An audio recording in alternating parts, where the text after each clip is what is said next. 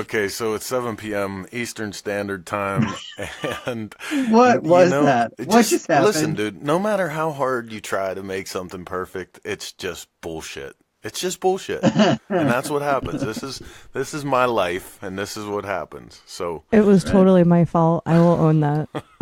Yeah, you had your volume like cranked up. Spiked. I did, but I thought it was the volume on the iPad, and it was on my phone.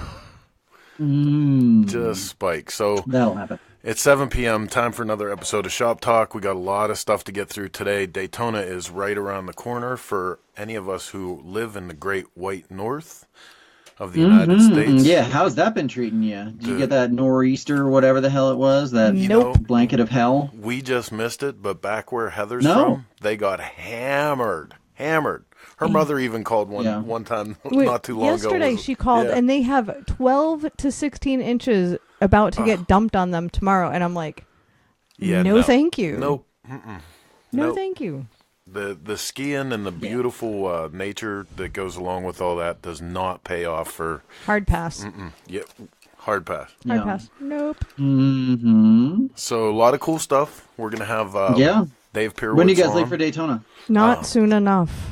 Yeah, I think we're actually bound by all obligations that have to do with the old homestead until probably Sunday or Monday. We're going to pull out of here, but we're going to actually take a leisurely trip to Florida, and it's not going to be pulling out of the driveway with our asses on fire like we normally do, late for everything. I'm not lying. I don't believe you. Listen, Ken, don't believe him. He lies. The road to hell is paved with the best intentions, and I'm setting out with the best intentions. Well, then we better leave on Friday or Saturday if that's the case there, sweet cheek.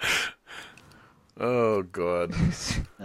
Well, you guys get your poop. Do you have a motorcycle to ride while you're down there? Well, my mother just called us sissies. Sissy. Judith. Yeah. Yep. That's how it goes. I might actually have a motorcycle to ride while we're down there. It turns out, anybody who was watching the last show of the IMS series at Washington saw that we had a little bit of trouble getting the War Pony started at the end. I think it was just stage fright because I came home, screwed around with it a little bit, and I'm going to show you guys here real quick what this thing sounds like. It's pretty cool.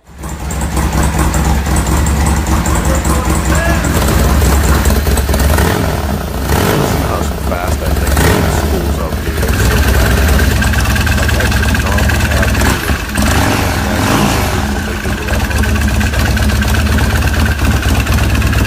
I'm not as happy with Danny and the guys from Pickers. So Heather's not happy because the plan is to actually take that to Bonneville this year and run it for, some consideration. I don't care if I just get a time slip that says I went down the Bonneville Salt Flats.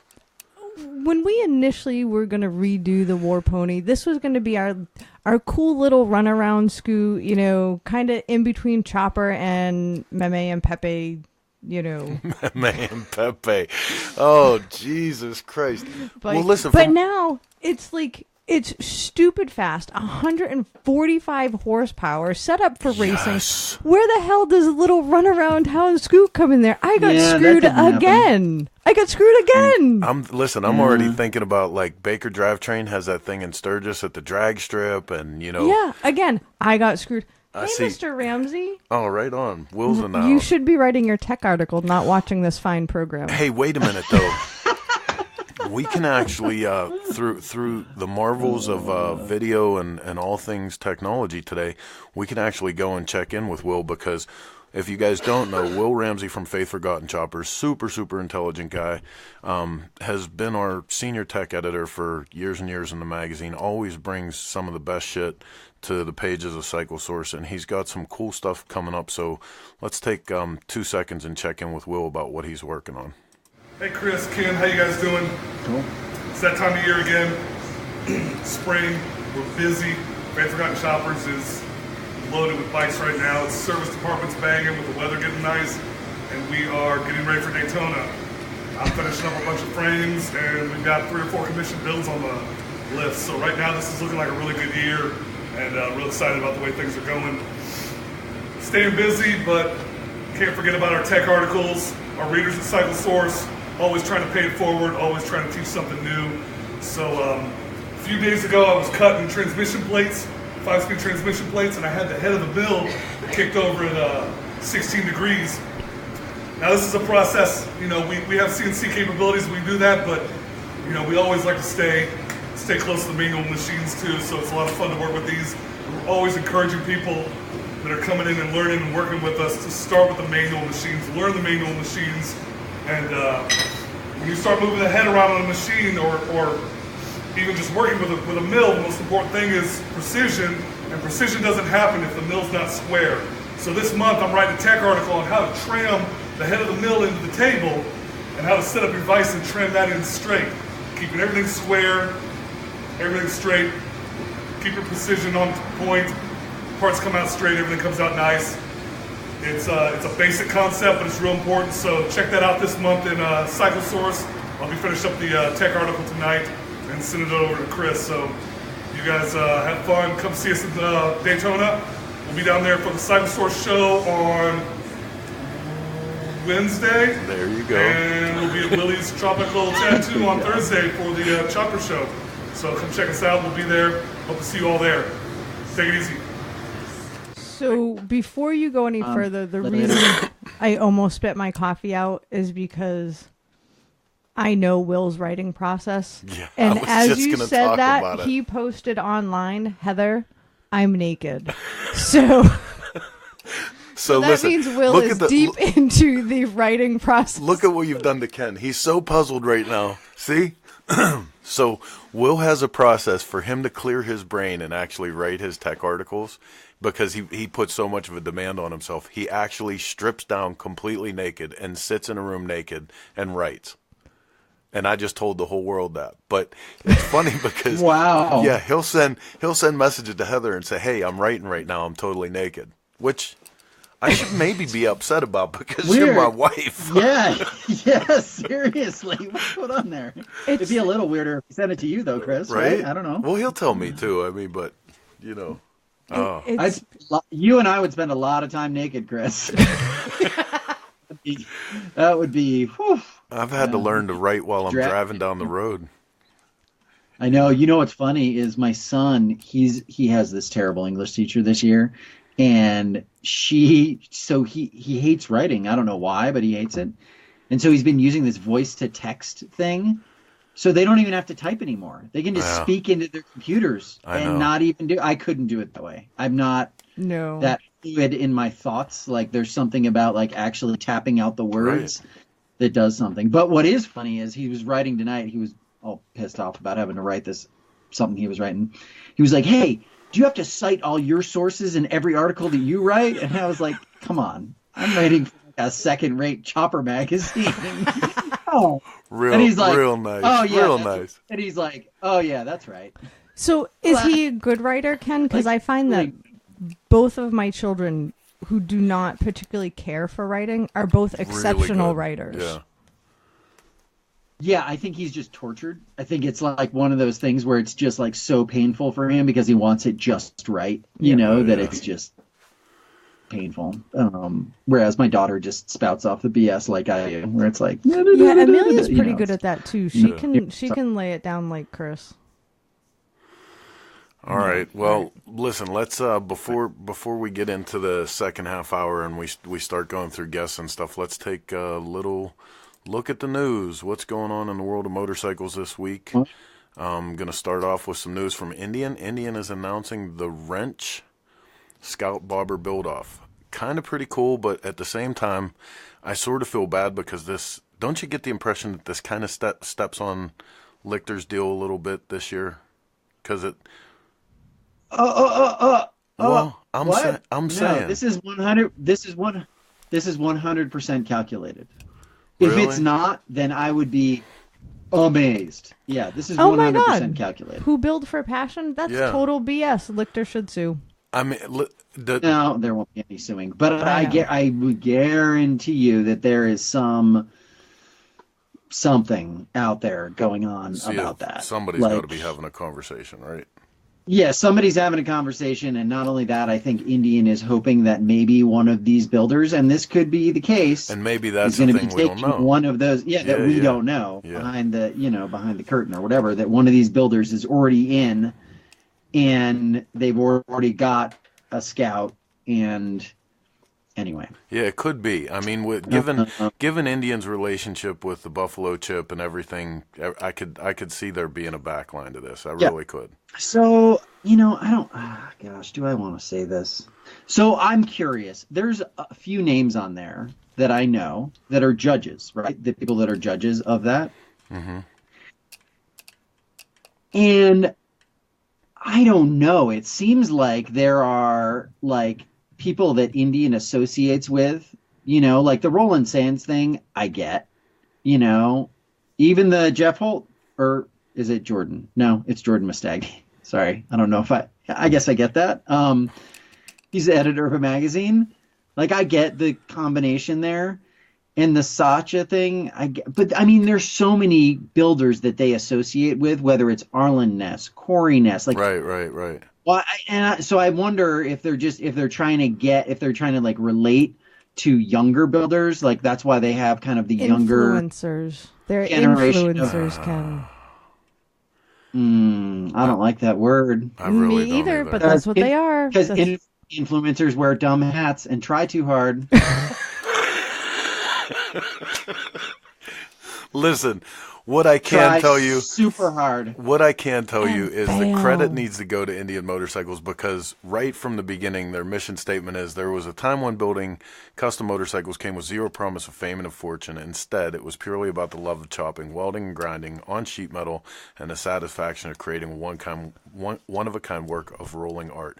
If they at all capture that metaphysical connection between builders and the machines that they make, kudos to them, because I mean that's really why we were so excited about what Michael's doing this year, and where a lot of this stuff is heading with like Grease and Gears Garage, and getting back down to experiential content, where people are actually doing stuff. For sure. And I think the thing that's really that stands out to me is that they're going to be getting all those people that did bikes for them last year, whether it was Caballero or Sacha or Kano, all those guys have the ability to go buy a Scout and customize it, right? Absolutely. They should be getting to people, at least 3, it looks like, that would not normally customize that bike. I mean, who in their right mind is a garage builder that's going to get a brand new motorcycle and customize it? Probably nobody, right? Yeah.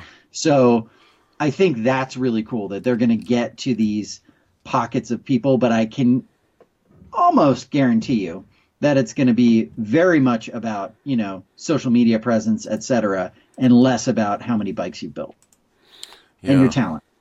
I mean, if they're smart, but unfortunately that could backfire as well. So anyway, we'll see what happens, Yes, sir. So everyone is familiar with what's been going on in the news with the Donald Trump's new proposed tariffs on steel and aluminum. The first thing people want to talk about is how it's going to affect companies like Levi Jeans, Harley Davidson.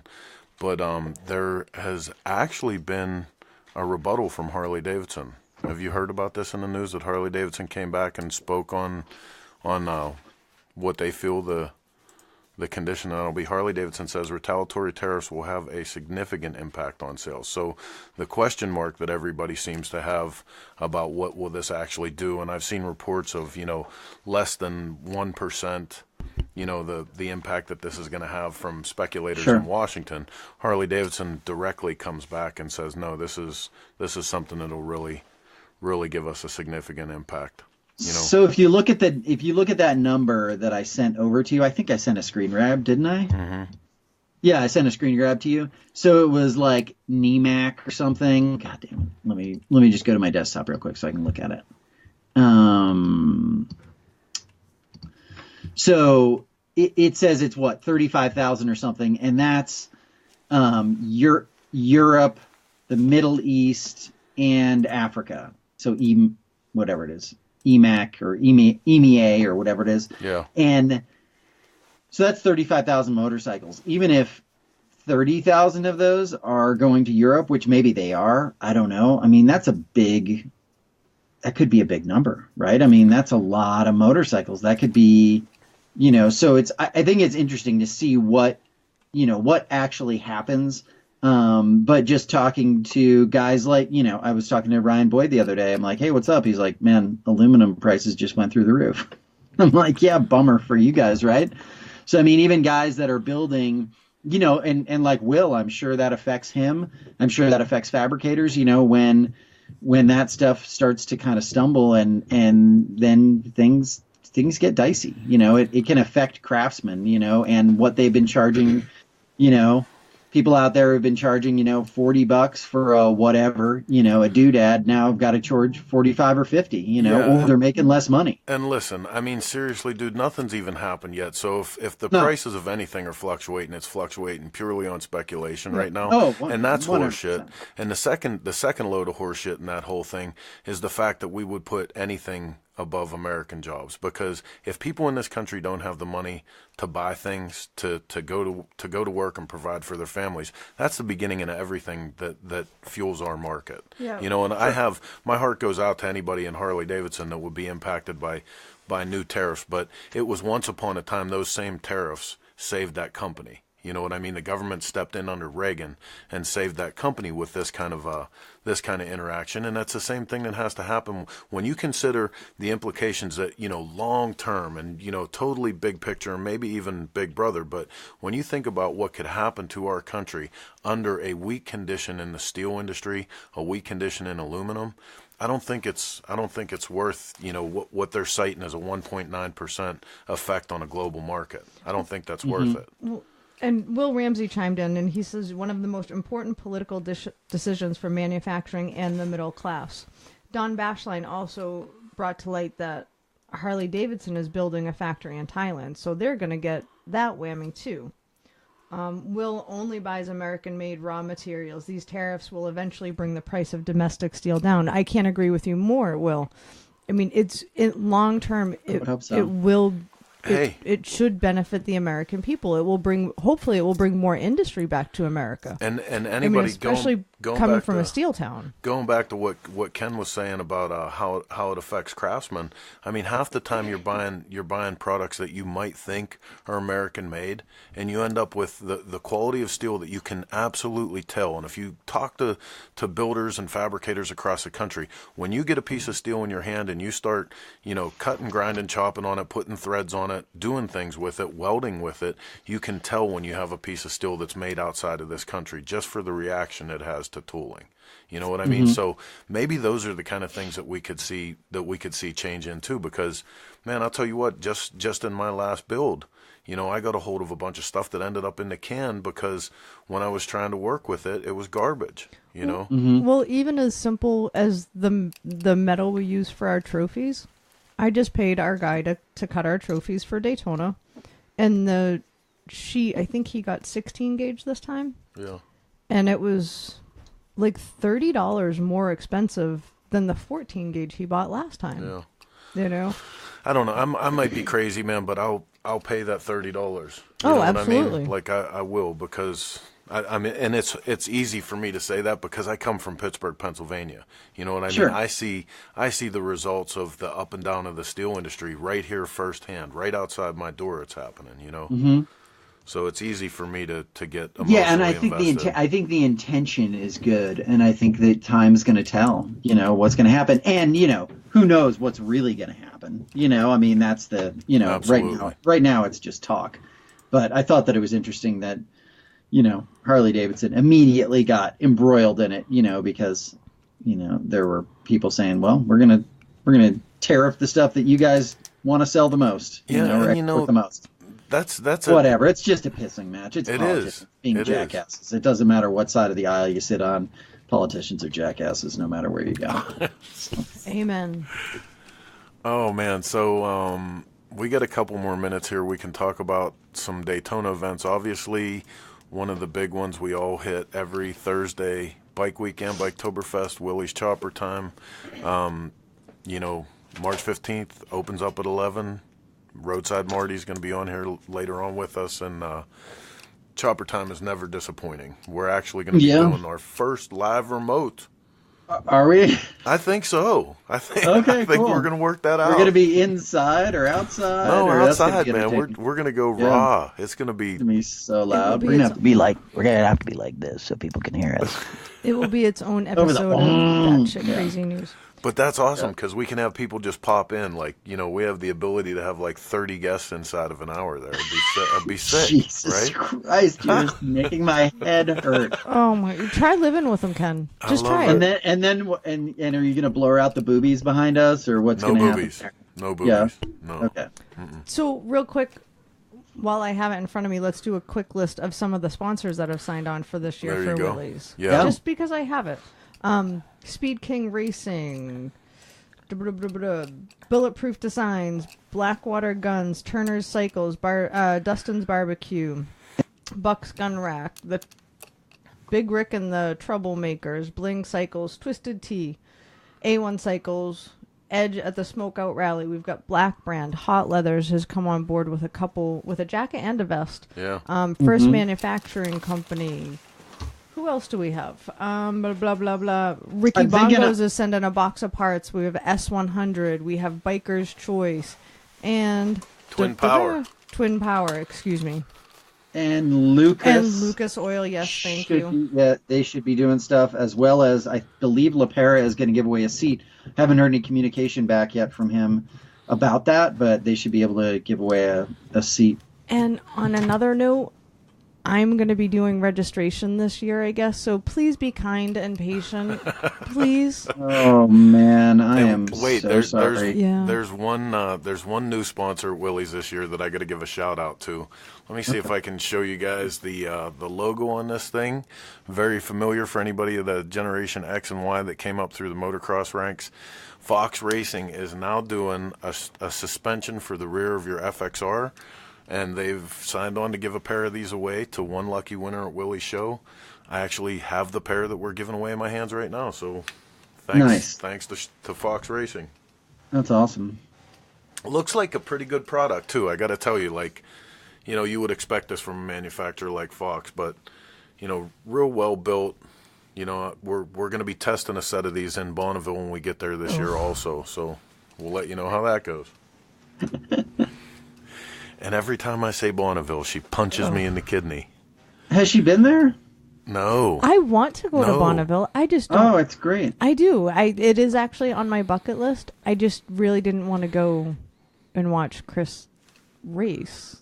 It's not a race, baby. It's time trials. In your head, it's a race. I know you. It's time trials. You're going to be competing against yourself. It's okay. So, also in Daytona, obviously the Billy Lane Sons of Speed, which is going to be off the hook from what I understand. Saturday, yeah. I understand Roadside Marty and his daddy have assembled a 45 for the new 45 class. And from what it sounds like, Xavier Muriel, drummer of Buck Cherry, is going to be piloting that machine under the banner of Flat Broke Chops and Rods. Which look at that. Totally sick, right? That's a good time right there, yeah. I know. For sure. So we'll have a full insider's report in the Daytona issue about that. That'll be kind of cool. Nice. Also in the lineup on Friday, Annie Oakley's Boogie East. This was one of our favorite things from Daytona last year. It was so laid back and chill. It was just like a bunch of young guys from Texas come out, the Chemical Candy guys and bunch of our Texas buddies, and they just throw basically a backyard party, man, behind Annie Oakley's. Everybody just hangs out for the day. It's super chill, a lot of great bikes, so we signed on for that again too. Thursday night is the TT race after Willie's. Yes. So that'll be fun. I got my pass. Well, I got to get it while I'm down there. So do you, Chris. I'm going to be test riding 6 motorcycles while I'm there. That's a good time. Somebody just asked me if we were attending the TT race, and I was like, yeah, are you kidding me? Oh, Danny from Zippers. He was like, you going to do the TT? And I'm like, hell yeah. Hey, do you know if they have... I'll ask you offline, never mind. What? Nothing, just something I dropped the ball on. I'll add it to my list. Good. Oh, boy. That might be something I screwed up. So, No. You know what warmed my heart today? What's that? Listening to my daughter sing Rock and Roll High School by the Ramones. No kidding. Yeah, that was pretty fun. That's great, like, man. She's just like walking around the house. Rock, rock, rock, rock, rock. I'm like, yeah. Taught her right, apparently. How about the Misfits are playing, Ken, in New Jersey? Nice. I know, with suicidal tendencies. Yeah, the guys from Motorwalk just went and saw the Misfits. They said they were really good. They said they were really good. I'm stoked to see the Descendants are coming out here. I'm going to see them. It's going to be rad. You know who I refuse to go see? Somebody told me Metallica tickets are something ridiculous, like $500 for general admission. Are you kidding me? Yeah, I know. Is that real? Like, is that true? Yeah, I think it's pretty. I think it's expensive, and it's like arena rock. It's not, it's like every other time you've ever seen Metallica. Yeah. It's not like they're playing some intimate venue. For $500, dude. I'm sorry, I'm a tight ass. I want lunch on the bus. I want I want to play the guitar a little bit. Like I want the whole inside. I spent $100 to go see Roger Waters, and we were like 12 rows back. Yeah, worth every penny. That's worth every penny of it. We just spent similar money like that to see Chris Stapleton, and one of the best concerts I've ever been to in my life. He was fantastic. Fantastic. $500. And I hate concerts. I would go see him again in a heartbeat. No. But like I said, go see Sturgill Simpson the next time he rolls around. Telling you. Heather?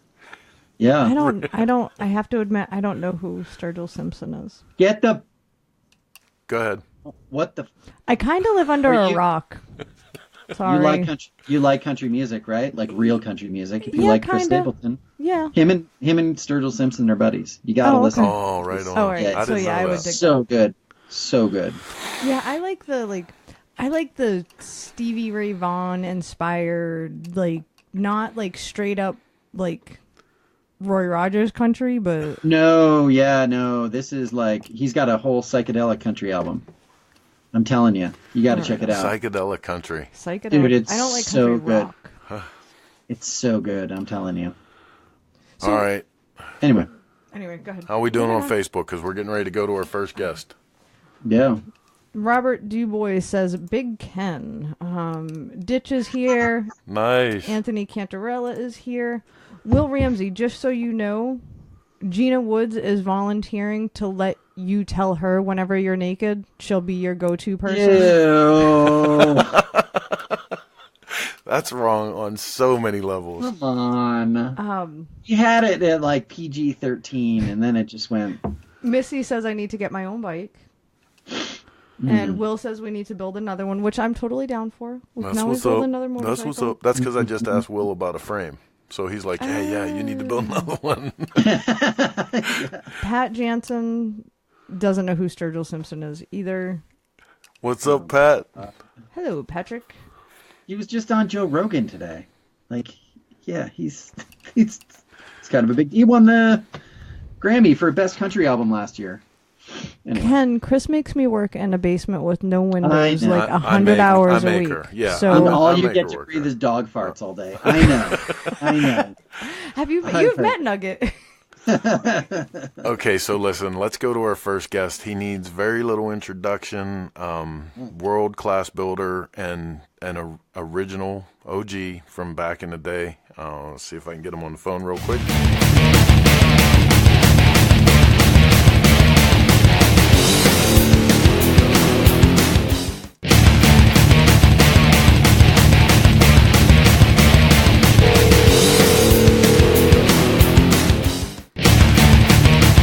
Hey, Chris. Hey, Mr. Perewitz, on the air with Chris and Ken. How you doing, man? Pretty good tonight. How you doing? Oh, fantastic. Getting ready for sunny days. Sunny days. I cannot wait to roll into Daytona this year. For sure. Let me tell you. I know. I couldn't agree with you more. Right?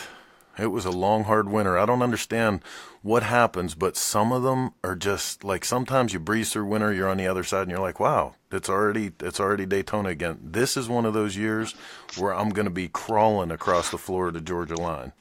Yeah, I know. Well, it'll be here before you know it. Thank God. So, Yeah, no kidding. listen, so much to talk to you about, but we want to start out, obviously, since we're on the topic of Daytona tonight, we want to start off with the paint show. You guys have been burning a path across this country doing paint shows. God, they've been everywhere, in Daytona, in Sturgis, at the Lone Star Rally. Where did this come from? Where'd you guys get started with the paint show idea? Well, a few years ago, I did a paint show, probably 6 or 7 years ago, in Sturgis, and it worked out. We had a great response, and everything worked out good. But then, what happened, Chris, is the promoter from at the event ended up screwing us. Basically, took off with the money, and so it kind of put a bad taste in my mouth. And then one of Jody's friends, actually Kerry Rep. Do you know Kerry? Yeah. Yeah, Kerry was kind of pushing us to do it again at Destination Daytona. And she approached Jody. She approached me, and I just kind of said, I don't think so. And then she approached Jody, and so of course then Jody got on me and said, Dad, we need to do this. And I'm like, all right, let's do it. And so we did our first show in Daytona at Destination, and it really worked out great. I mean, we had a great response. We had a lot of people there, and it was really, it kind of set us going. And so then, it worked out really well. And then Melissa approached us to do one in Sturgis. So we talked to Melissa, and we got that going. So that was our second show, was in Sturgis. And then next thing you know, it was the Lone Star Rally, and now we're also doing one at the Cherokee Rally in the Blue Ridge Parkway. Yeah, that's right. Yeah, so we've got 5 shows going a year now, and that's really as many as we. Oh, geez, no, I'm sorry. We do. We had one more show, Cave Creek Bike Week. Oh, right on. I can't forget Cave Creek. And that's going to be a cool deal. We're doing it at the Rendezvous, right in Cave Creek. And so, yeah, we're kind of hitting all areas in the country, really. Well, and I'll tell you what, from the outside, I mean, you guys kill it with the show, obviously, like the sponsors that you have and the prizes. And, if you haven't had the opportunity to see this, they lay out just table after table of cool-ass handmade prizes, hand-painted at Cycle Fab, all of their sponsors. What do you guys have? Soda spray guns they kick in a bunch of the packages? Yeah, oh yeah. Well, our main sponsors are PPG Paint, Seda Spray Equipment, and now Law Tigers has come aboard. Right on. And what Seda does is they donate spray equipment, spray guns, and airbrushes. So whoever wins best in show, the bike that wins best in show, the painter that painted that bike gets free spray equipment from Seda. That's so cool. So it's pretty cool. We cool. pass it around. And then, we've got so many other sponsors, Mustang, Kiriakin, Kika, Twisted Tea. Billy at Twisted Tea is great. We do a twisted, the best twisted paint job. Right on. And Billy gives us an award. And then Hard Drives and Metzler, and now Glencoe Campground has come aboard. Oh, that's great. So, we've got a lot of sponsors. We've added a couple more classes to the show because we've had so much response from custom painters that want to be involved in the show and that want to do trophies for the show. Yeah. So we've got the trophies that we'll have this year will be custom painted, all different types of custom painted items. And they're from guys from all over the country. We do we do the best in show. But all the other, the judges, each judge for each class paints up a trophy. And we got some really cool stuff this year. Well, that's what I was going to get to about the, how cool this is for people, because watching guys come up to get the trophies, everybody's always excited at bike shows. But this especially for a real custom bike builder, and, if he's the actual painter or, a lot of times you see the painter there with him, to get a nod from you, you can see how much that means to these guys. Like they Sure. flip shit over it. They absolutely Yeah, they think do. that's the coolest. Well, Yeah, for sure. it's great to be able to do that too. I mean, there's so many good painters out there now. These young guys that are just coming out of the woodwork and doing some really cool stuff. And listen, I'm gonna be the first one to get down on my knees and look at the paint and just go over it. And I'll be the first one to look for them to tell them what a nice job they did. Right on. That's great. Right on. And so is it back out at Destination Daytona this year for the show? No. We've actually moved the show this year, and it's going to be on Beach Street in the Riverfront Park. So Okay. it's the problem with Destination is we didn't have any sun. We were inside, and you couldn't show off the paint jobs as good as they needed to be. So we've moved it, and we're right down on the riverfront. It's an awesome spot, plenty of parking. We've got a lot of sponsors that are going to come and hang out there. The sponsors also donate prizes, so everybody that wins not only gets a hand-painted trophy, but we've got all kinds of stuff that we're giving away. Kicker donates stereo equipment, and we've just got a lot of stuff. Metzler is donating tires this year to some of the winners, and so like I say, we've got a lot of really cool stuff. Riverfront Park is a great spot for a show. Yeah, it is. Absolutely. And I agree with you. What day is that, and when does it start? Just specifics. Okay, the paint show is Wednesday, March 14th, and sign up is 10 to 1, and the show is 1 to 4. And we start giving the awards out at 4 o'clock. Right on. So, the nice part about it is you can go to the show, bring your bike in, and then, you don't have to hang at the show. You can walk around Beach Street, hang out, go have a drink somewhere, and, come back. Yeah. Yeah, that's nice about that location. That's smart. That really is. Yeah. Mm-hmm. Right on. Yeah. No, it's worked out really well. And, we've had, each one of the promoters that we're working with have been great to work with. And so it's going really well.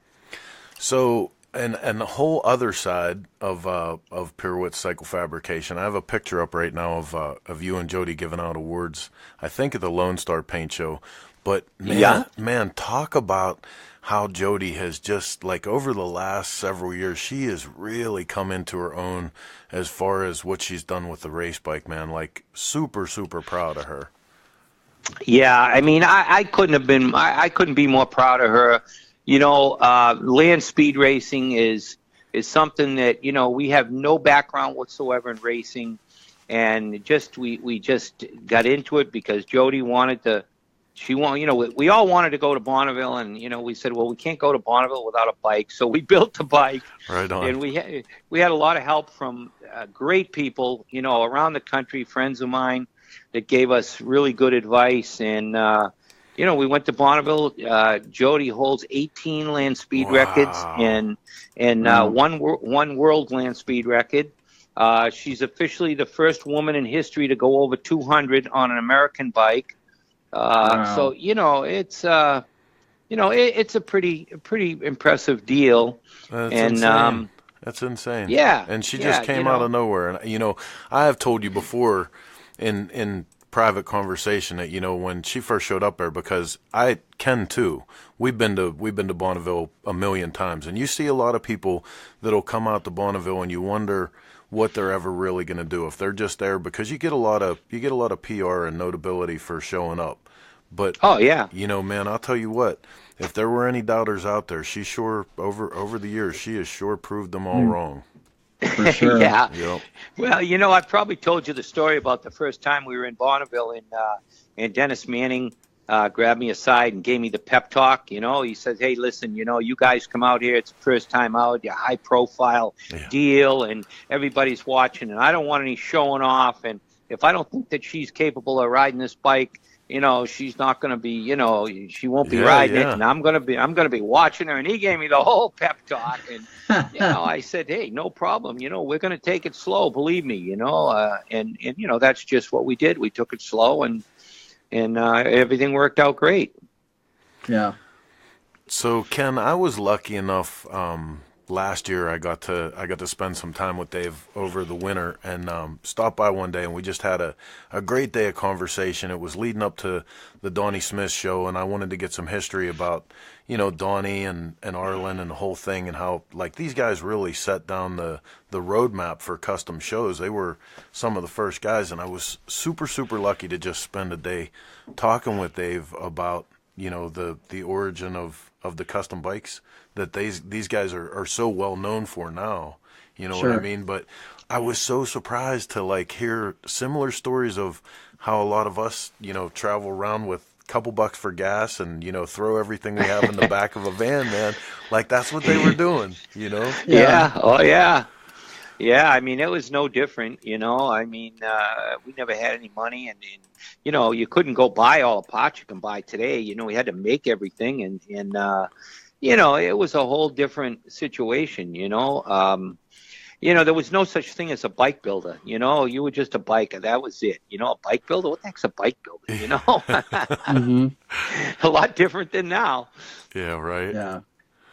Everybody thinks they're a bike builder. Yeah, well, TV, that's what TV does.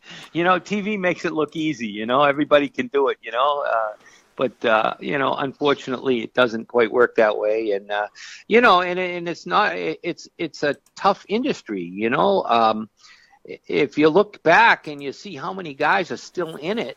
I mean, when I started, there's not a whole lot of guys still left in it. Right. And, sure. there's a reason for that. You absolutely have to love it. You have to love motorcycles 24/7 to stay in it as long as, I have and some of the other guys.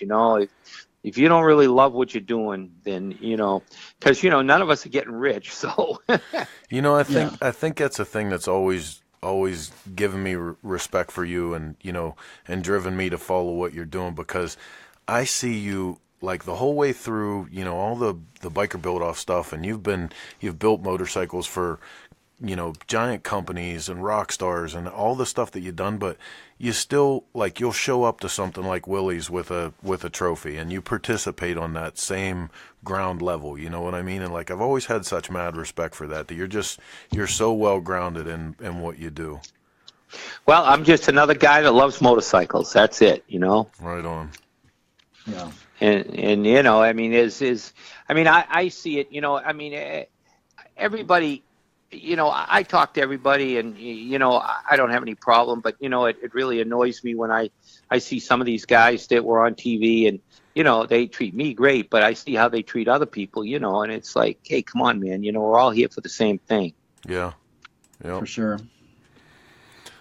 So the TV thing, speaking of that, and speaking of how, things have changed so much, what do you see? What's next? I mean, everybody's looking for, is it coming from millennials? Is it coming from the race thing? The hooligans are all out there.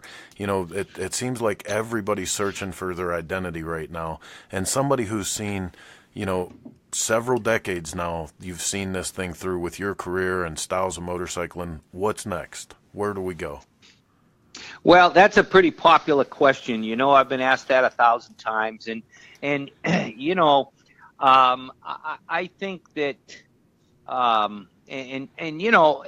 like you go to a show, and any particular show, and you see such a variety of different styles of motorcycles, and of course the big wheel baggers are a big deal, and but the thing is, in order to really make it, you have to be able to do all different styles. Yeah. The one thing that I always loved doing was building a bike that nobody thought I would be building.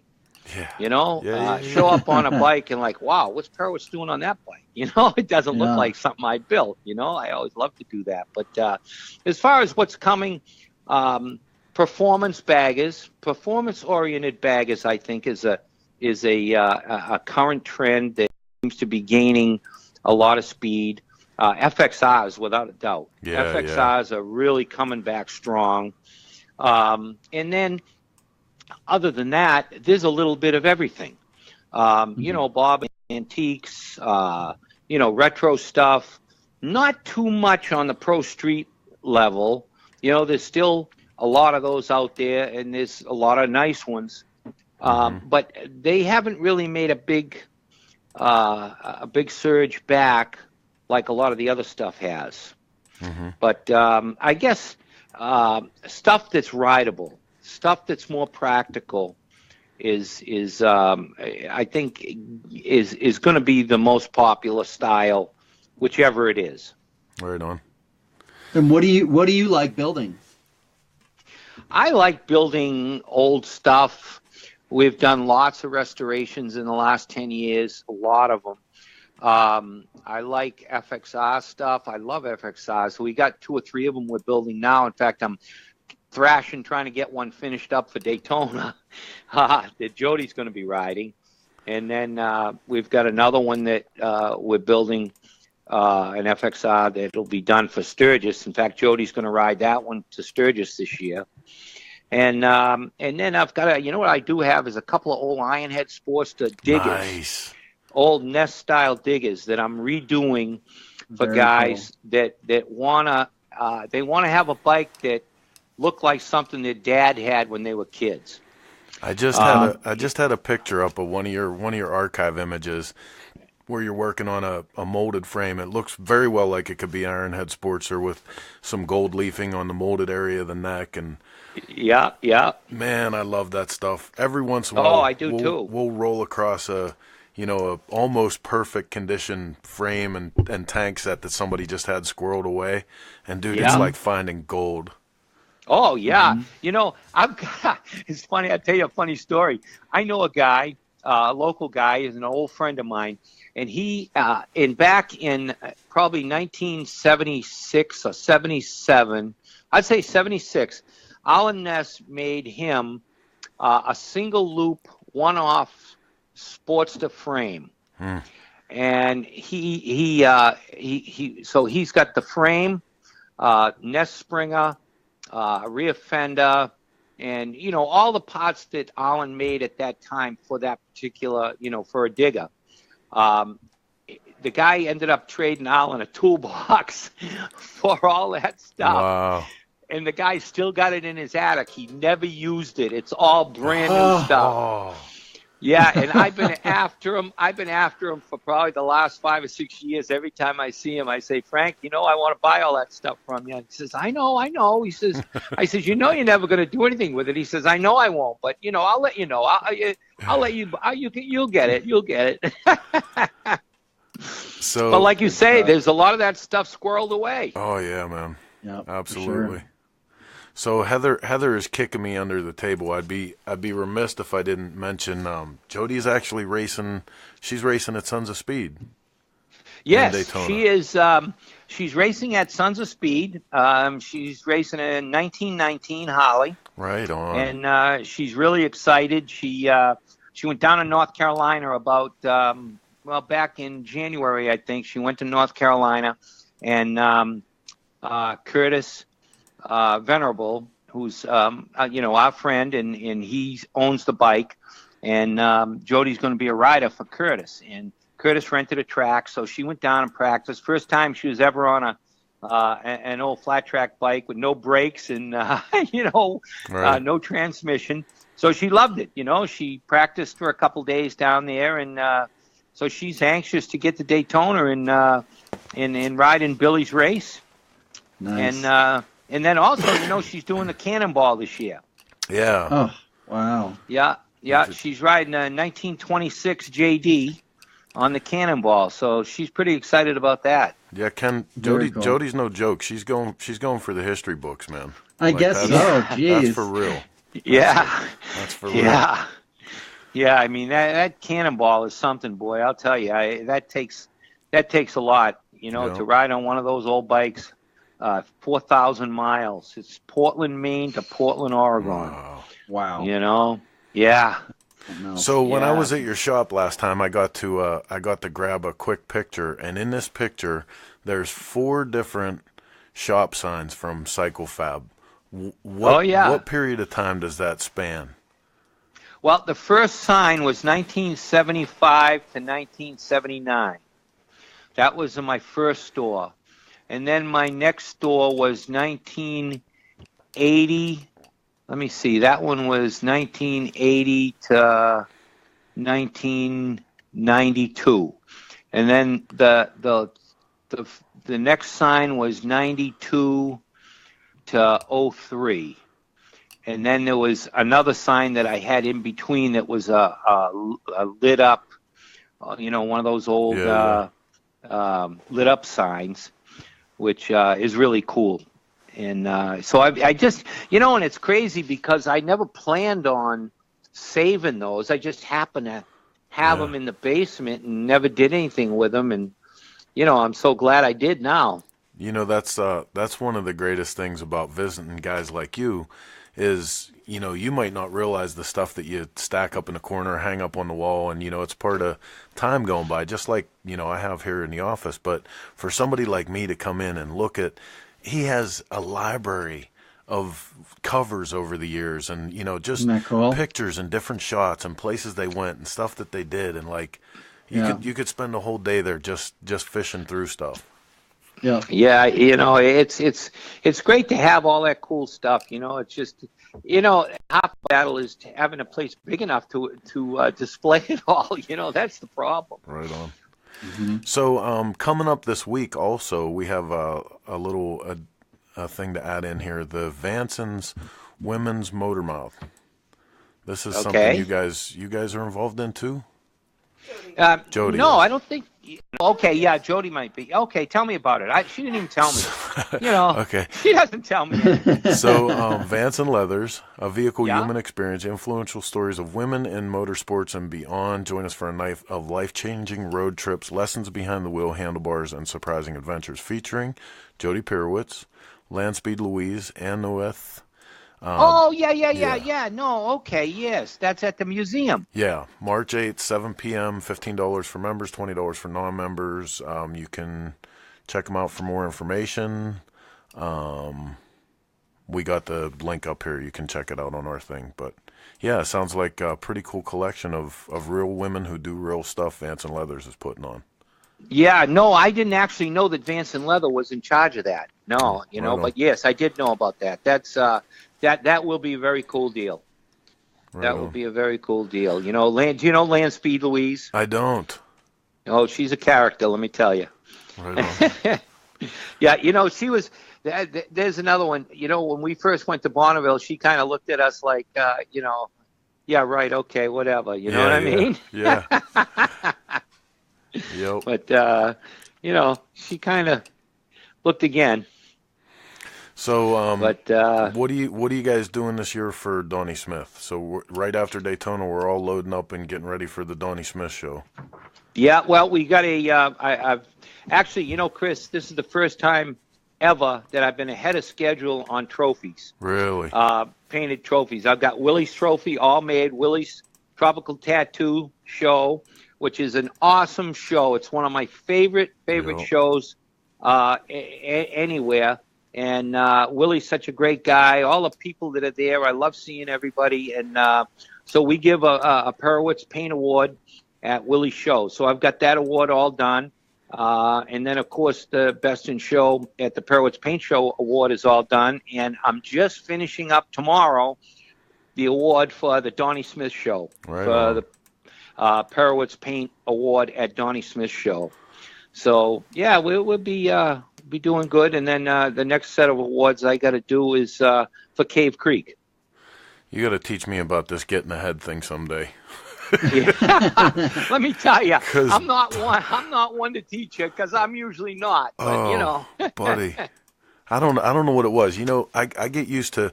I'm a true Northeasterner. And I appreciate winter because I like the break that it gives me, that I can just stay in the house or stay in the shop and concentrate on my own thing. And this year we signed on and did the whole IMS tour with Grady, and it was fantastic, but I have never been this tired in my life. Yeah. It whooped my ass, boy. Yeah. Well, I hate to tell you, but it doesn't get any better. Right on. And I think what you're on deadline today, isn't that right, Chris? Yeah. Yeah, Chris, it just I say every year, well, it's going to get easier, but I've kind of just come to the fact that it doesn't, but hey, that's what we love doing, It is, man. And I'll tell you what, I wouldn't trade what I do for anything. And, that's something I got to mention while we're here too, is from the very first time that I started, bumping around in this stuff, you've always reached out to me and, you helped me through this stuff. So I appreciate that, because in those early days, there was very little encouragement. You always made sure that, you brought us along. So thank you very much. Well, hey, Chris, you've done a great job. From the first magazine, the first cover that I had with you guys, you have done a great job. I mean, look at all the magazines that have gone by the wayside. And, you guys are still there plugging away, and you got great stuff. And, hey, it's because of all the hard work that you and your staff have been doing. Well, and I love this stuff, man. I love showing up. I mean, last time I was at your place, I saw 3 or 4 bikes going on that I wanted to shoot features of. I mean, that's the thing that fuels me, Yeah, yeah. Well, are you shooting any bikes in Daytona? Yes, we got a couple photographers with us, actually. Okay, well, we got this new FXR that Jody's going to be riding, if you want to do that one. Yes, absolutely. You got it. Absolutely. Sweet. Well, listen, you guys have Facebook, you have all the social media going on. Do you have independent stuff for the paint show, or does that just come through your regular Perewitz Facebook? No, it just comes through just the regular Perewitz Facebook, or it comes to, D Perewitz on Instagram. There you go. So, yeah, you can just check out our Facebook page, and, I think we've got about, 170 or 180,000 people on our Facebook page. And so, yeah, we reach out to a pretty wide audience, and it's great. It's great being able to do that. And listen, if you guys show up at the paint show, if you're there just as a spectator, if you're registered for it, Jody plays no games about hashtagging. Hashtag them guys in your pictures that are going out for the paint show. Absolutely. Absolutely. Yeah. Anybody that wants to come down and see the best paint jobs in Daytona, come to the Perewitz Paint Show, because they'll all be there competing. Yeah, boy, that's no kidding. Last year we were there, man. Off the hook. Mm-hmm. Off the hook. Fantastic. Well, cool, man. We'll see you in Florida. On. Yeah. Well, hey, listen, there, thanks a lot, guys. It was great talking to you, and I will see you soon in the warm weather. All right. Dave, thank you so much. Okay. Have a good night. Bye. Fantastic. I love talking to him, man. I love talking to him, because just about the time that this shitty old industry is ready to kick my ass and I could do without it, like, you think about a guy like that, he was telling me when we went up there and did that interview last year, about the number of paint jobs that would come through his place in a winter. And I mean, it was literally like they were just pumping the work out. Same like when we talked with Mondo. Back in the beginnings of this stuff, man, it wasn't like, sitting down and doing a $6,000 or $7,000 paint job. I mean, these guys were trying to make the rent. You need a whole day with Dave Perewitz, though. He's got so many great stories, and again, he's been around for so long. He's got so much to share, and he's so willing to share it. If you get a chance, man, just sit down and talk to him, because he is a super cool guy, and he's always very welcoming. We're gonna have to have him on again, just for. I mean, it'll take us a few shows to catch up with him, because he's a wealth of experience. Yeah, I haven't had him on my podcast. No. It just hasn't worked out. Oh, but you totally should. I got to do that. I got to do the long form. Let's go through the whole thing. So worth it. So let's catch up real quick. Hey, Don, rewind the video at the end and you'll see the video of the war pony running. Barclay Smashy is here. Sorry I'm late. What did I miss? Barclay, rewind the video. You can see it. You missed all the good stuff. Everything. That's what happens when you're late. Roy Martin is here. Hey, Roy, how you doing? We missed you in D.C. Yeah, man. Hopefully you caught the bad guy, though. I was really hoping to see Tim Stoll in D.C., too. I know. I think Tim divorced us, I think. What? I don't know. No, I don't know. It's just Tim works a lot. Yeah, he does. Tim is an insane worker. So I think when he gets a minute to breathe, he does. Yep. Hey, Jimmy Frizzell is here. Hey, Jimmy. Mark Velasquez is here. Mark V. Bob Craig. My roomie. Right. My Daytona. My mother would like us to interview Jody. always talk about We Jody. should. We should really We have should. her on. Great idea. Great idea, Yeah. Mom. She's really, really incredible, and she's great to talk to. She's an absolute Oh, yeah. ball. Like she's got as much passion and drive and stuff in her heart as her father ever had. Like she'd be a great interview for here. Definitely. Anything else from your mother? Yeah, jeez. I'm always waiting for what Judy's got to say. Hey, Jeez. I have to say, I think it's kind of cool that It she is. really pays attention to what we do. And trust Oh, me, yeah. she pays attention to the not so good stuff Oh, too. yeah. Like, Oh, yeah. she called me the other day. Nice job on the story. Couple typos, though. There you go. Thanks, Mom.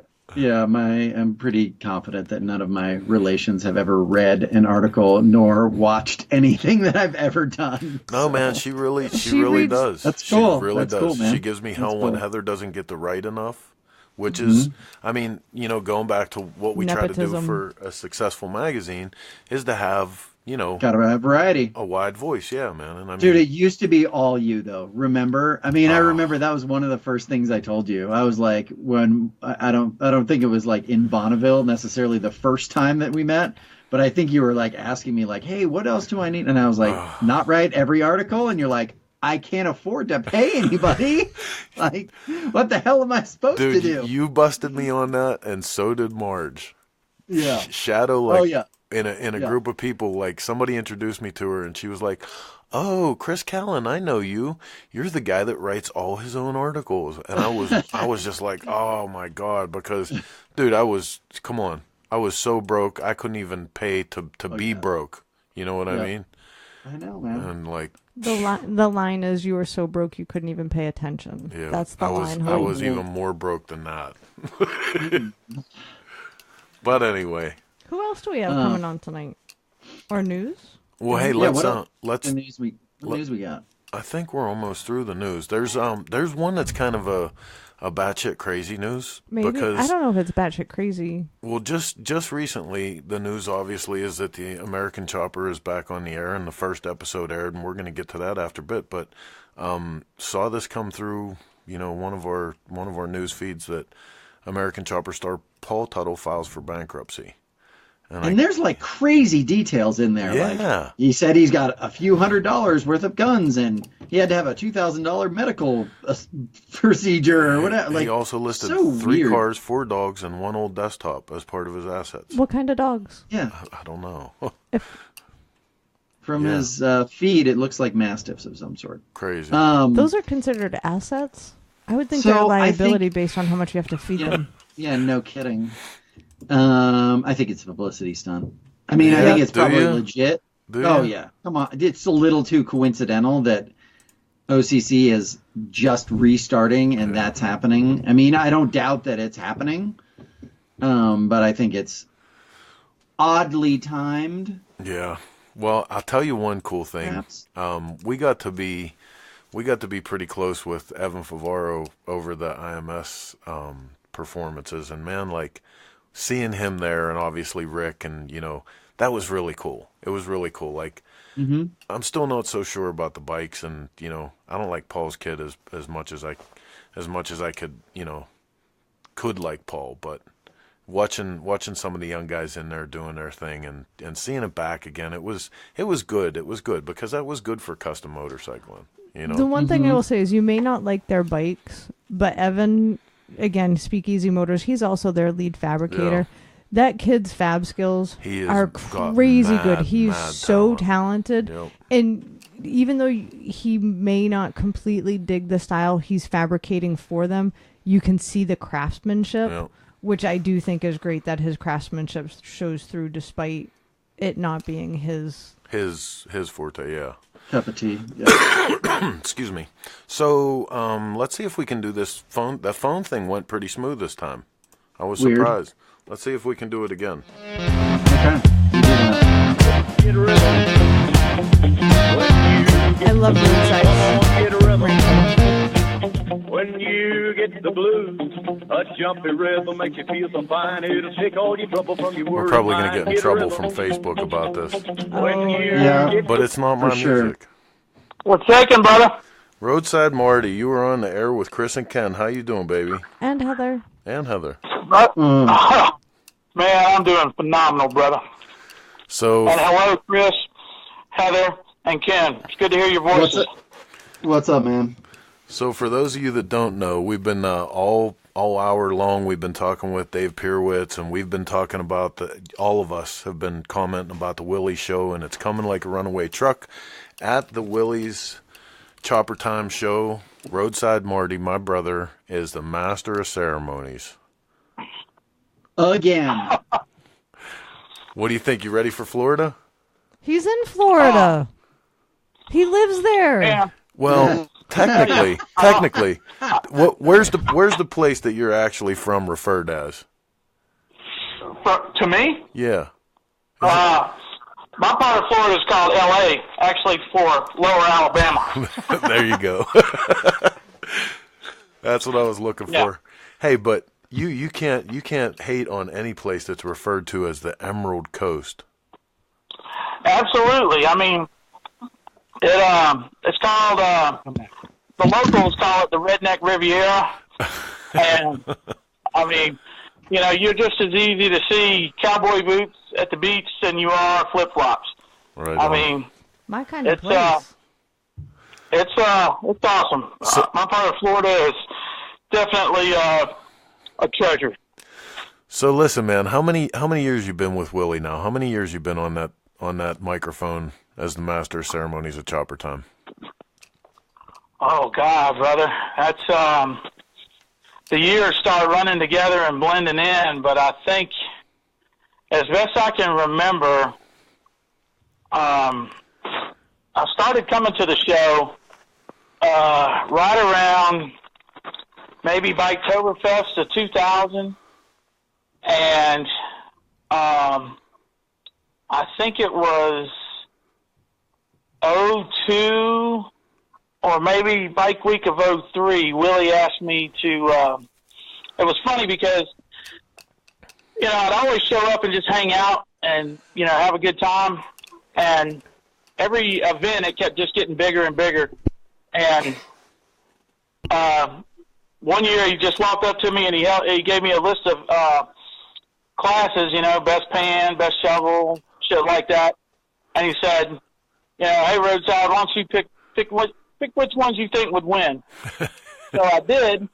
And when I did that, I came back and I showed him my list, and he laughed, and he held his list up, and we picked the exact same bike.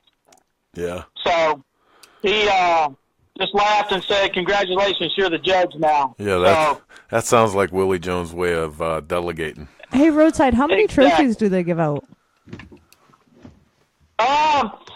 Usually, that's a good question because I get asked that quite a bit, especially about the classes.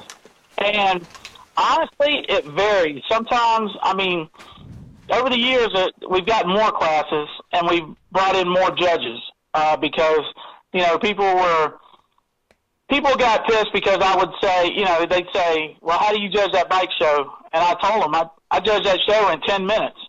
And they're like, what? And I said, hey, as busy as that day is, I walk out in that crowd, or I walk out in that parking lot, and I'll make a lap through the back, and I'll look, and I'll say, there's best shovel, there's best pan, there's best Sportster. And people say, well, you know, you don't even look at them. And I was like, well, if it looks good to me from 20 feet away, it's going to look better. It's going to look just as good at 2 feet away. So I just didn't have time to really, you know, look things over. So that's when we start bringing other judges. And when we brought other judges, the classes kind of expanded. So I believe now we're at 20, right around 20 to 25 awards. Right on. That's awesome. And I could be wrong, but you usually end up for Bike Week with about 175 or so entries, right? 175, 180 or so? That's it. That's right. That's killer, dude. That's crazy. Bike Week for one. I mean, I don't think we've had below 175 at Bike Week for the last 7 or 8 years. Well, and listen, And I this think- you got to consider the fact that they turn a lot of guys away at the edge of the lot. Like you can't just Oh, yeah. you can't just pull I into know. Willie's and enter your bike in the show. Keep going. Keep going. And, you know, we have some people get pissed about that, but in all honesty, space is such a premium there. Right. I mean, and you'll have one guy come up on a really nice bike that's, you know, perfect for the show, and he'll have 4 or 5 friends with him that are riding, you know, a stock bike. And, you know, there's nothing wrong with that, but we can't park you and your 4 friends in here because, like I said, space is such a premium. So that's why a lot of the guys tell them, hey, no, you can't park in here.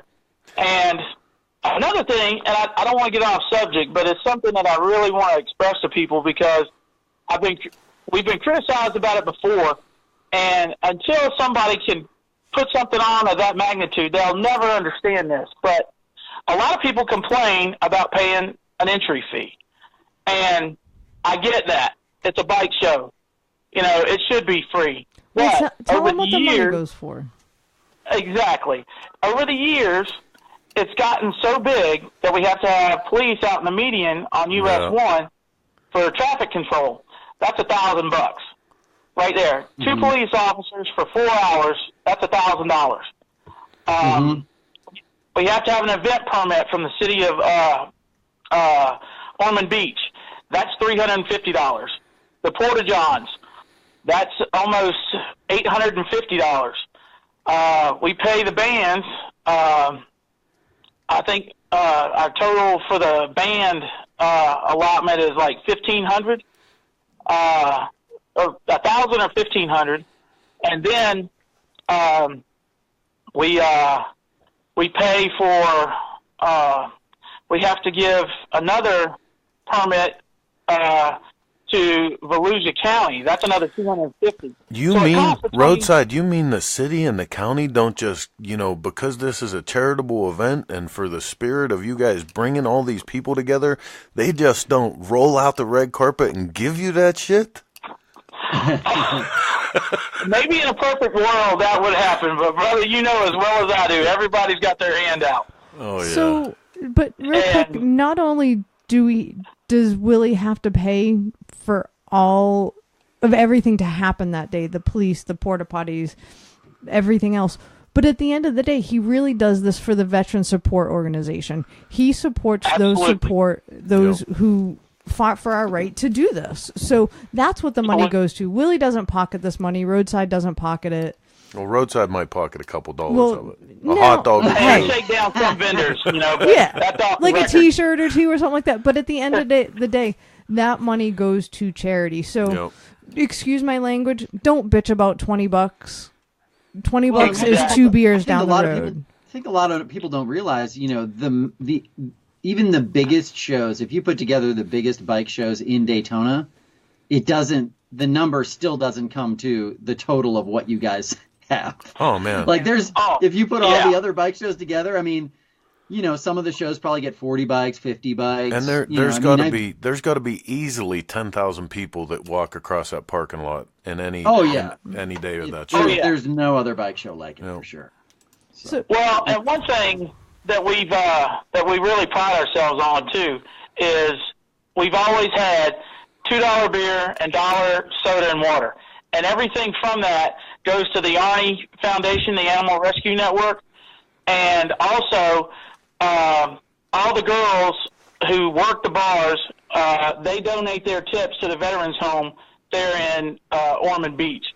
And I remember one time we had one of the beverage vendors. He tried to shake me down, and he said that they were going to increase the beer price to $4 or $5. And I just told him, I said, that's not going to happen. And he said, well, yeah, we can, you know, the crowds that we get, we can make this money. And I said, that's not going to happen. Yeah. And he said, well, you know, he basically, and I hate to say this, but, you know, this is the kind of pettiness that sometimes we see there.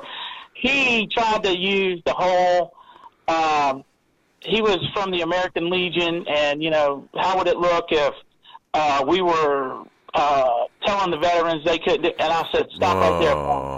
I said, let me explain something to you. I said, I'm a disabled Army veteran myself. I said, so don't run that line of shit by me. And as soon as I said that, then he started backpedaling. And then he was cool with the $2 beer and the $1 soda and water then. So, but yeah, that's a good point you made, Heather. And also, another thing, too, a lot of people volunteer their time. Absolutely. They come to the show, and while everybody's having a great time and checking the bikes out, they're busy dumping the trash cans, parking bikes, doing anything they can to help out.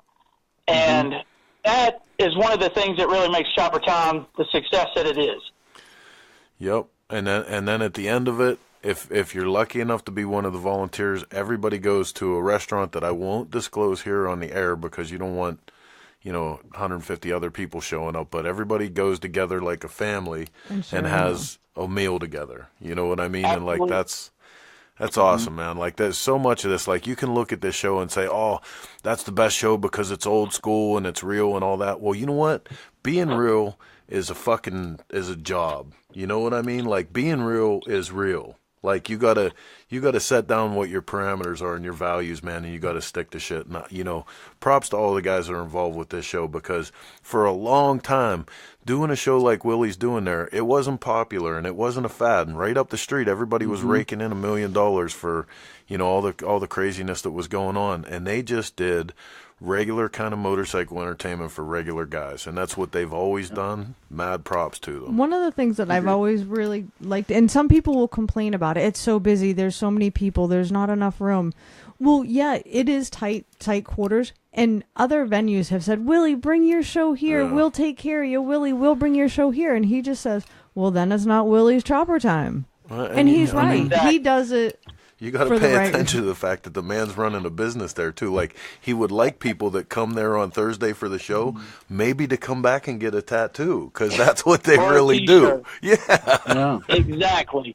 And, it's funny because we've heard that so many times over the years that, the space and why don't we move it? And, that is kind of the allure. I mean, it's just everything about that show. We've gone through so many things over 16 years that we know. I'm not saying we were perfect, but pretty much we got a formula down and it works. Yeah. The only thing we've had hiccups with are registration, because in the beginning we had Marcus walking around and he would try to register bikes. So you might get registered and you might not. But we finally set up a solution, and we had to kind of, retire Marcus from the registration part of it. But we have a tent set up where you go to register your bike, and that way there's a central location so everybody can get registered and you don't get missed out. And because there's been times when I've picked bikes or others have picked bikes that weren't registered. And that, so that's a problem. Well, hey, the nice thing is this year you got registration on lock because Heather's on it. Oh my God! I foresee no problem whatsoever. Oh, nice. Look at that! Thank you, Roadside. That was your chance. You're that welcome. Was your chance right there. You had an opportunity to give her a shot and you didn't. Roadside's my brother. He won't do that to me. I love Roadside. Come on now. I love you too, Heather, and I know what to do and what not to do. How about that? The one thing too that we always another thing one thing I've always wanted to do more than anything is because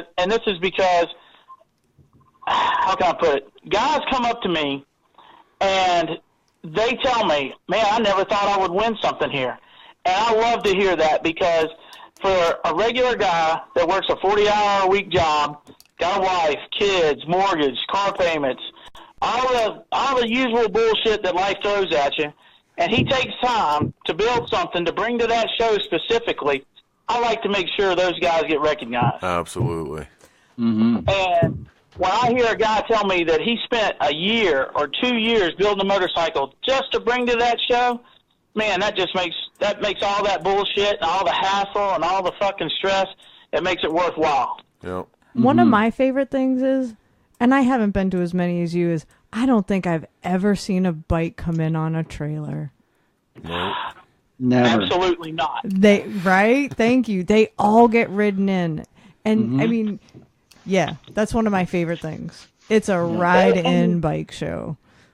And we actually had one of our volunteer security guys. He almost came to blows with one guy that pulled into the Walgreens parking lot and unloaded a really nice panhead and started to roll it across and the guy goes, "Hey, you can park it right there." And he goes, "No, I'm putting it in the show." And he goes, "Well, crank it up." And he goes, "What'd you say?" And he goes, "You heard me. You're going to at least crank it up so I can hear that it runs." And that guy got really pissed off.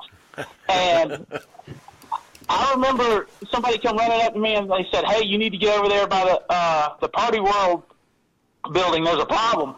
And by the time I got there, I saw the guy. There were like 2 or 3 of them. They were pushing the bike back across the street. And I said, "What's going on?"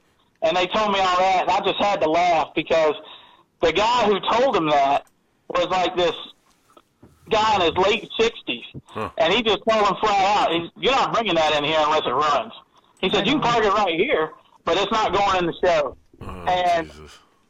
You know, for that guy to fucking, you know, say that and the other dude to, you know, get all shitty about it was kind of comical at the time. Well, right on. They should run. I mean, like... Oh, yeah. 100% of the time. It's not an art show.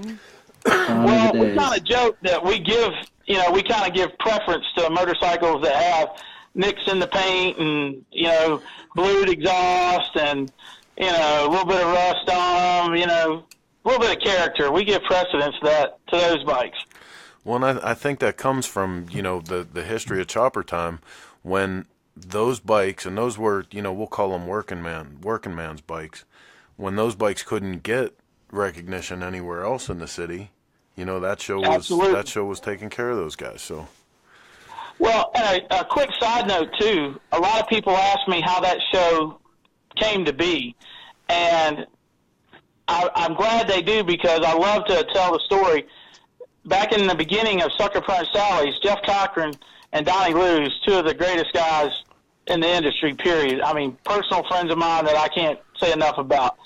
They would come and they would park in the parking lot, and they would get Willie to go and have a ride with them to an undisclosed location.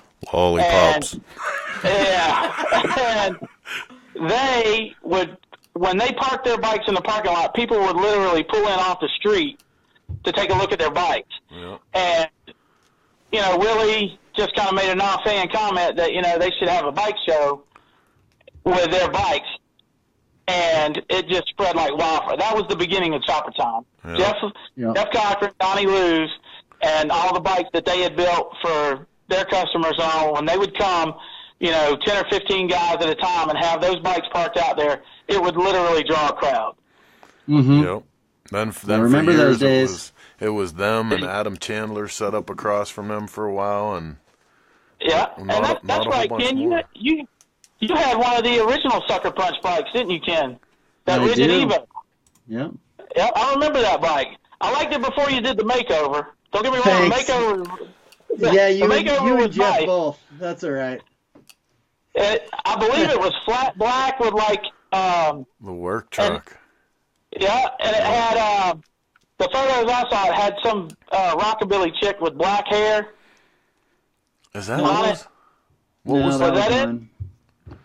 No, yeah. It had the H-bomb oil tank that was black, and it just had that nautical star on it, and it just said Sucker Punch Sally's in script on the tank. I still have the tanks and a bunch of other pieces and parts to it. I could piece one together again. Right on. Had a wide rod and like a 21 on it. It was real nice, and 8, didn't it? Yep. Yeah. Yeah, I remember that bike well. When I first saw it, I was like, man, I'd love to have something like that. Yep. Well, Roadside, so we're short time here before we come down from PA and you come down from LA, and we all converge March 15th, 11 to 4 at Willie's Tropical Tattoo. Obviously, March 14th we'll be at the Broken Spoke where Cycle Source is doing their show, and then later in the week, Saturday, we're all going to be at the Billy Lane Sons of Speed Races, where I understand you have pieced the motorcycle together to field for the 45 class. Well, let's hope we finish it. There we go.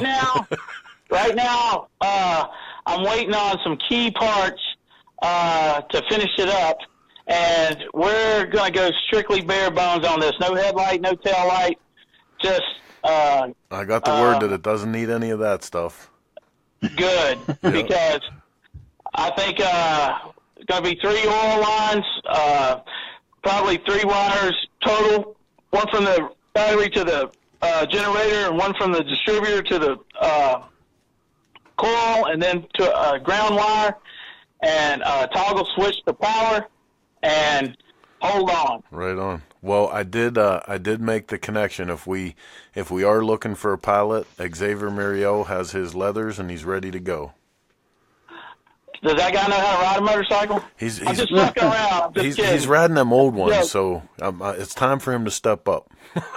Well, I got to tell him, though, this thing's got more gears than one, and you don't have to push start this one. Oh, shit. But it's going to be some fun, man. I'll tell you what, I'm really looking forward in Daytona this year. All of us. Do you remember, like, way, way, way back, man, like, we used to have the run of the Broken Spoke, like back in the Jay Allen days, and like before the Limpnicky lot ever got started, we used to set up at the Spoke all the time. And one year we had a fire at the edge of the property. We just had a campfire, and I think it was like Pat from Lead Sled and the guys from Sucker Punch, and Ken was there, and like all of us were just hanging out around this fire. Twisted Chopper guys were there, and it was like that moment in time that I think back to. Like from that point on, we all started, getting more serious about all of this, and like, it got heavy, and Daytona is still that opportunity to get back to, where this all started for us. We were all a bunch of young kids then. Christ. I slept on a balcony right that year. I slept on a balcony outside. I remember in a sleeping bag. I remember Flip was, I caught, he was sleeping right there by the back fence, by the, Smiley's Tap there. Yep. And those were good times, man. Yes, sir, those they were. I can't believe really you all good survived. I really can't. Let's get back this year and try to have some of those good times again. I mean, without the drinking and the danger and well, hey now. But the idiocy. All right on.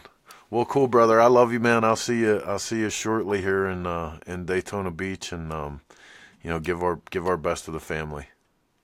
Absolutely, brother. Much love and respect to each one of you. I appreciate y'all having me on tonight. All right. All right. We'll talk to you soon. And I'll have that article to you tonight. Thank you, because we print tomorrow. Absolutely. As always, to the last minute. Till the wheels fall off. Thank you, Roadside. All right. Talk to y'all soon. See you. Oh, it's so funny talking to all these guys on the day of deadline, because I have that to you tonight. It's coming in now. They're trying to kill me. Well, Heather just lies to me and says, no, it's due today. And I'm like, all right. So I just get it to her. And no, then technically, really just so you know, everybody. Right. No. I didn't lie. They're all just late. Because, technically, deadline was last week. Yeah. Because, I still have to edit it. It still has to be laid out, and we have to submit to the printer tomorrow. Hey, so what do we got on social media? We're getting ready to pull this train into the station. Yeah, let's. I think we actually pretty much.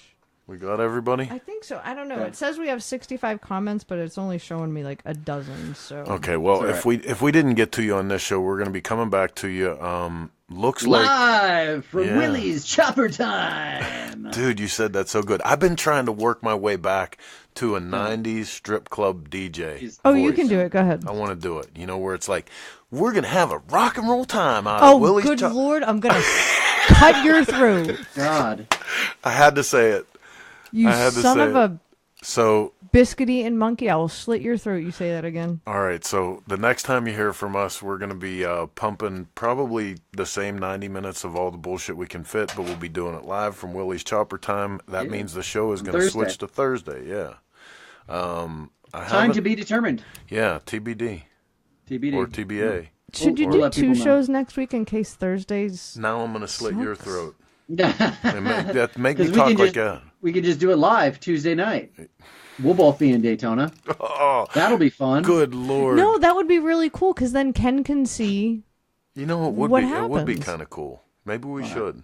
I can maybe make it work. I got to pick up a bike that afternoon, and then I'm kind of free after that. So yeah. Well, let's talk about it this weekend. All right then. All right. Well, let's pull this into the station. Right on, man. So thank you guys for hanging out with us. Remember to take this link, share it with your friends. We're doing this every week. Shop Talk on Tuesdays, 7 p.m. Eastern, until we get the wild hair up our ass to change it again.